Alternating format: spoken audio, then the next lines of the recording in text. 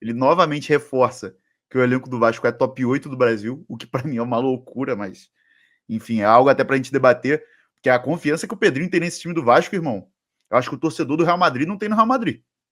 É uma confiança, assim, bizarra. Mas, de fato, é uma boa partida. O Vasco ganhou de um adversário difícil, que não vive um bom momento. Tinha acabado de empatar com o Bucaramanga, teve resultados ruins no Brasileiro, empatou com uma galera, empatou com o Sport, por exemplo, que só tem 2 pontos no campeonato. Mas, de fato, é uma vitória importante e demonstra também a força de São Januário, né, cara? O Vasco não pode abrir mão de não jogar em São Januário, de ficar vendendo mano de campo. Aquele jogo contra o Palmeiras, por exemplo, que o Vasco empatou não, perdeu por 1-0, poderia ter sido um empate em São Januário, talvez era uma pressão. É diferente você jogar contra o Vasco em São Januário, você jogar contra o Vasco em Brasília, contra o Vasco no Maracanã, é diferente. Então acho que o Vasco tem que valorizar isso. Se eu não me engano, todos os pontos até agora, tirando o empate com o Flamengo, é isso? Todas as vitórias são em São Januário, isso eu tenho certeza. O Vasco não ganhou fora de casa. Então, pra tu ver como faz. É isso mesmo, né? São 9 pontos em casa e 1 ponto no clássico com o Flamengo no Maracanã. Então, dos 10 pontos do Vasco, 9 dentro de São Januário. Então não dá para abrir mão disso, mas vamos ver aí, vamos ver como é que esse time do Diniz vai se desenrolar. Eu já disse, eu não perco nenhum jogo, eu acho que é entretenimento puro, né? Tem um jogo que pode dar tudo errado ou pode dar tudo certo. Pro Vasco deu tudo certo contra o Fortaleza, mas calma também, né? Vamos com calma, pelo amor de Deus. Cara, o Diniz é um baita entretenimento, né? Ele xingando o Ryan, mandando ele levantar, absurdo. Ele indo até o gol falar com o zagueiro dele, que ele não gostou de alguma coisa lá. Mas, enfim, por falar em zagueiro, eu queria destacar que o Vasco não levou gol, que é um ponto positivo. O que a gente já vem criticando há muito tempo da zaga do Vasco, e foi um ponto positivo não ter levado gol. Vamos ver até quando isso vai durar, mas devagarzinho as coisas vão se construindo.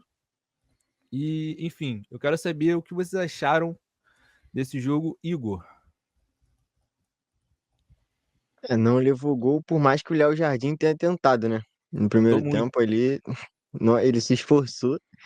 Mas, cara, acho que a palavra calma acho que tem duas palavras que a gente pode destacar aqui. A primeira é calma e a segunda é esperança, assim.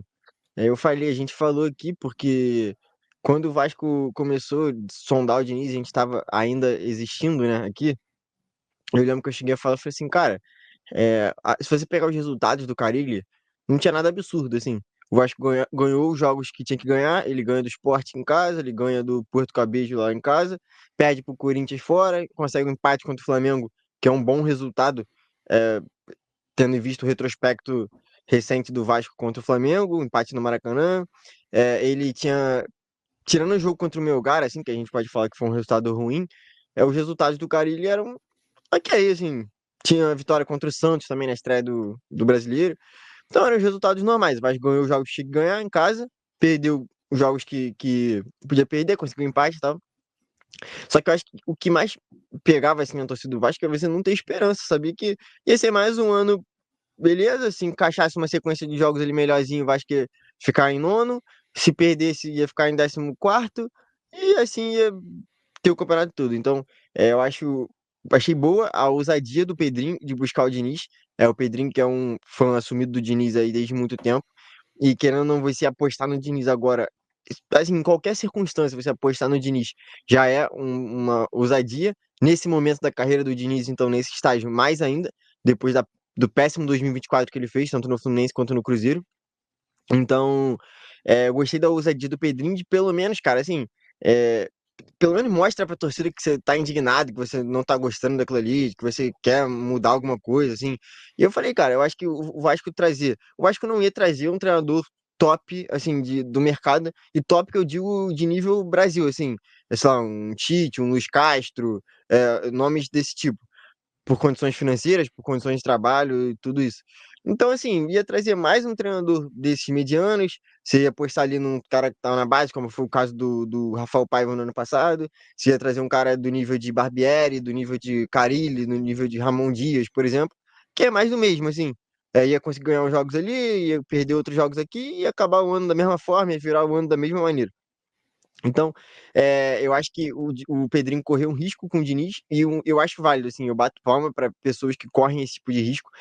de não estar contente com essa mediocridade que esse muito provavelmente o ano do Vasco se continuasse com o Carille. E assim, cara, acho que eu também acho o time do Vasco muito limitado. Eu evito a gente compartilhar dessa opinião. Acho que tá longe de ser top 8, como o Pedrinho diz. Acho que ele tem que falar isso mesmo, até porque foi o time que ele montou, ele é o comandante de todo mundo ali, mas assim, eu acho que um descolamento de realidade muito absurdo. E eu acho que, cara, se tem alguém que pode fazer esse time do Vasco render mais é o Diniz. Assim, tirando os melhores treinadores que estão disponíveis do mercado, como eu falei, que muito provavelmente o Vasco não tem condições financeiras de trazê-los agora, um cara que tem como extrair mais de alguém é o Diniz, assim. E foi o que a gente falou. É 8 ou 80, na minha opinião. Ou vai dar muito certo ou vai dar muito errado. E começou dando muito certo. O Vasco tinha feito um bom jogo fora de casa, na Sul-Americana. Perdeu o jogo, mas assim, bom jogo, entre aspas, né? Comparado ao que vinha jogando antes, principalmente com o Felipe. Acho que a passagem do Felipe é tenebrosa, assim, escancarou ainda mais como o Felipe não tá preparado ainda para ser treinador. Se o time do Carille era ruim, os jogos com o Felipe, o Vasco conseguiu piorar o que já era muito ruim, que parecia impossível. E assim, o time já tinha outra postura na partida da Sul-Americana, perdeu o jogo, mas foi um jogo muito laicá, de troca e tal, e o detalhe podia ter ido para qualquer lado. E assim, agora o Vasco conseguiu a vitória. Eu não acho que o jogo tenha sido para 3-0, tá? Eu acho que o placar foi um pouco exagerado, assim, pro que foi o jogo. Mas é isso, assim, converteu. Acho que você botar o Verratti no jogo para dar um toque na bola é o que precisa ser feito. Assim, não adianta você botar o Verratti para fazer pivô, para correr em contra-ataque que não vai render. Eu acho que você ter outras jogadas além de jogar a bola nos laterais e cruzar para dentro da área é importante. Então você tinha o Nuno ali pela esquerda, gerando pelo menos essa dúvida no lateral. Se o Nuno vai trazer para dentro para bater como ele fez o primeiro gol, ou se ele vai dar no Piton para o Piton fazer esse cruzamento. Antes era óbvio que o Vasco ia jogar a bola no lateral e o lateral ia cruzar essa bola dentro da área para o Verratti. Agora o Vasco já tem pelo menos uma dúvida nesse do Diniz, de acumular muita gente do mesmo lado, em cima da bola. O gol, inclusive, sai assim, uma triangulação ali. O Hugo Moura acha o Nuno que faz um baita gol. Mas assim, o Vasco mostrou pelo menos uma versatilidade de jogadas a mais, assim, e a confiança, né, cara? E você tem um trabalho novo, você faz um 3-0 dentro de casa, a torcida já muda completamente, assim, por mais que a gente saiba que a torcida do Vasco é completamente lunática em comparação em relação a isso, faz diferença, assim, a torcida pelo menos se iludir de ter aonde se agarrar pro restante da temporada, e isso é o ideal, assim, é o que o futebol é feito disso, é feito de expectativa, né? A realidade é o de menos, assim, e pelo menos agora a torcida do Vasco tem um norte para enxergar um futuro interessante, que é muito cedo ainda para a gente decretar que o Diniz deu certo ou vai dar certo no Vasco, dois jogos, assim como se tivesse perdido, a gente não poderia falar que é um fracasso e tudo mais, mas foi o que eu falei, pelo menos agora a torcida do Vasco tem um norte para seguir e, pô, onde se agarrar pro restante da temporada e ter um 2025, além de tranquilo, né, e medíocre, assim, entre aspas, de ter um 2025 que dá para pensar alguma coisa grande, né? Não grande, mas maior do que tinha com o Carille. E baita gol do Nuno, hein? Bom jogador. Acerto do Vasco. Entre muitos erros, tiveram um acerto. Cara, começando por onde o Igor terminou aí, eu acho que é muito cedo pra gente cravar qualquer coisa de deu certo, deu errado, ou cravar até mesmo se vai dar certo só por esses dois jogos. A amostra é muito pouco ainda. Mas, cara, uma coisa, até quem odeia o Diniz tem que assumir. Não é o meu caso, eu sou bem fã do Diniz mesmo. E uma coisa, até quem odeia ele tem que assumir é que ele consegue colocar o time com a cara dele, mesmo que seja pouco ainda, muito rápido. O primeiro jogo, que era Vasco Lanús, o Vasco já era. Você já identificaria o Vasco, se o Vasco não estivesse com a camisa do Vasco, com o Diniz ali, você já identificaria que é um time do Diniz. Porque ele consegue implementar muito rápido, e isso é até um mérito, cara, grande, porque tem gente que não gosta do estilo de jogo e tal, só que você implementar essa personalidade, essa mentalidade, porque essa parte é muito mais mental do que técnica, porque ele não tem tempo ali de repetir os movimentos e treinar os movimentos, então é muito mais a confiança do jogador de dar a bola ali, de sair a bola atrás, então ele consegue mexer com isso no jogador muito rápido e no time muito rápido, e isso é um grande mérito dele, assim, acho que todos os trabalhos dele, ele consegue fazer isso muito rápido, eu sempre fico muito impressionado com isso. Isso já era até um pouco esperado, pelo menos da minha parte, sim, já esperava um pouco. Agora, falando desse jogo agora do Brasileiro, cara, é uma mudança muito grande, né? É uma mudança de postura muito grande, é uma mudança de, parece que confiança muito grande, e e já teve até um gol lá que a bola roda o campo inteiro e tal, e aí já é um pouquinho do que é o Diniz. Eu já falei aqui na live, acho esse elenco do Vasco, o time titular, bem parecido em alguns aspectos assim, de característica de cada jogador, com aquele Fluminense que ele treina lá do início. Que ele começa a moldar e tal. Eu acho que tem peças que tem características parecidas entre esse Vasco e aquele Fluminense, que foram potencializadas conforme o passar do tempo pelo Diniz. Então, cara, como eu disse aqui, eu acho que a minha perspectiva desse Vasco é que vai dar certo, tá? O meu palpite é que vai dar certo, porque, cara, eu acho que o Diniz consegue potencializar jogadores que são nota 6, que são nota 5, assim, para um patamar mais alto, e coletivamente o Vasco tem a ganhar com isso. Então eu acho que esse Vasco vai dar certo. Fui vendo um jogo bem picotado, assim, tava fazendo outra coisa na hora, então fui vendo bem picotado, mas vi os gols e tal. Achei que também não foi para 3-0, mas achei um bom jogo do Vasco. Não achei nada muito, muito absurdo ser esse placar, não. Conheço bem esse Fortaleza também, cara. Acho esse Fortaleza bem limitado. Falei isso pro Vitor semana passada também, que a gente tava vendo Fortaleza e Bucaramanga. Cara, eu acho esse time do Fortaleza bem limitado assim mesmo. Aqui eu botei no palpite que brigava para não cair. Então eu acho esse time do Fortaleza bem caído mesmo. Mas cara, mérito total do Vasco, assim. É um time que mudou da água pro vinho. E eu acho que vai melhorar assim com o tempo. O problema do Diniz sempre foi o desgaste, né? O desgaste de ideia e o passar do tempo, assim, acho que não em relação a relacionamento com os jogadores, mas sim a aspecto tático mesmo, assim, de desgastar taticamente conforme o tempo for passando. E a gente tem um problema aqui que é a falta de treinamento, calendário e tal.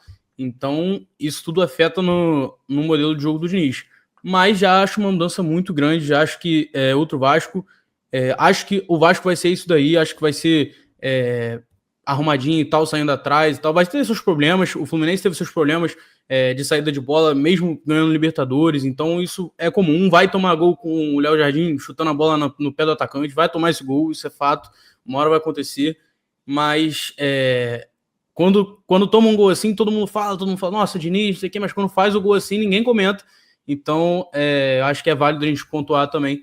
E a minha perspectiva desse Vasco é bem boa, assim, acho que não vai ganhar nada, não vai ganhar título e tal, mas é degrau por degrau, não dá para exigir da água pro vinho. E tenho certeza que o Pedrinho, desde que ele assume o Vasco, ele gostaria de ter o Diniz ali ao lado dele. Só que o Diniz, cara, é um pacote muito grande, exige várias coisas, e também tem o lado do Pedrinho de trazer um Diniz e ser conturbado, e o elenco talvez não ter a qualidade necessária para o estilo de jogo do Diniz. Então, por mais que seja um pouco contraditório, né? Porque o Pedrinho toda hora bate nessa tecla de top 8 e tal, acho que não é top 8, mas também não acho que é muito longe disso. Então, esse time do Vasco aí, acho que consegue tirar mais um pouquinho. Acho que aquilo que estava com o Carille, por mais que estivesse pontuando nos jogos que tinha que pontuar, acho que era bem abaixo do desempenho que poderia render. Então, acho que o Diniz vai somar as duas coisas aí, mas é muito cedo para a gente cravar alguma coisa ainda. Matheus, você falando, me surgiu um questionamento.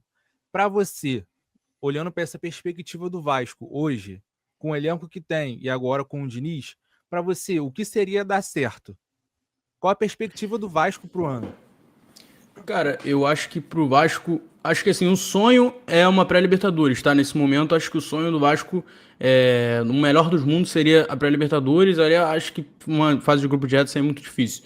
Mas, cara, acho que ficar tranquilo no Brasileiro, não passar esse perrengue de não cair ou de cair, ficar nessa briga, chegar relativamente longe numa Copa do Brasil, assim, umas quartas e tal. E, cara, mais ou menos como foi a temporada passada, assim, só que acho que um pouco mais de paz, assim, um pouco mais acima na tabela. Mas na temporada passada o Vasco chegando na semifinal e tal, o torcedor se empolga. O Vasco não tinha time para ser campeão, acho que não seria campeão. Mas, cara, ser tranquilo, é ter paz, que aí no outro ano a gente resolve e tal, aí contrata, vendo o que dá, mas acho que nesse momento pro Vasco, acho que o mundo ideal mesmo o objetivo principal é ter paz, assim, porque já começa o ano conturbado e tal, até mesmo pontuando já era conturbado, então aí tem essa sequência com o Felipe que é muito ruim, então acho que pro Vasco ter paz é o principal objetivo, assim.